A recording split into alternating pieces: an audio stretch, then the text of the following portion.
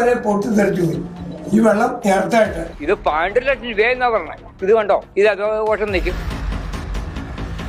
2023 കരിമണ്ണൂരിലെ വേനപ്പാറയിൽ 44 കുടുംബങ്ങൾക്ക് life mission ഭവന സമുച്ചയം നിർമ്മിക്കുന്നത്.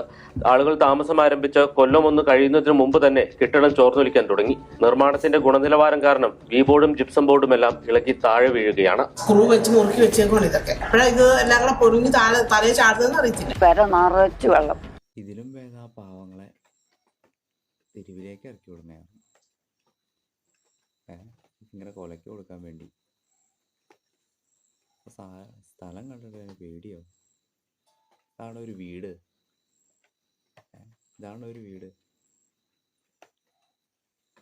ഇതിലും വേഗം തെരുവിലേക്ക് ഇറക്കി വിടുന്ന തന്നെയാണ്, കിടത്തന്നെയാണ് നല്ലത്. എപ്പോഴാ ഇത് ഇടിഞ്ഞു വീഴണേ?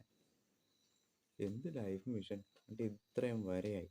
അത് സാധനമൊക്കെ ഇങ്ങനെ പറഞ്ഞിട്ട് പോലും അവിടെ ഒന്ന്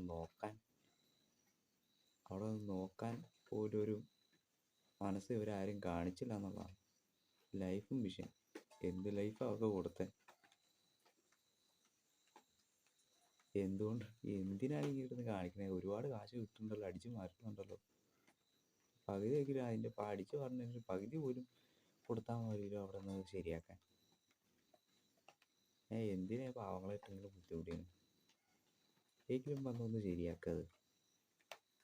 എങ്കിലും വന്ന് തിരിഞ്ഞു നോക്കാം. പാവങ്ങളെ അവിടെ ഇട്ട് ബുദ്ധിമുട്ടിക്കല്ലേ.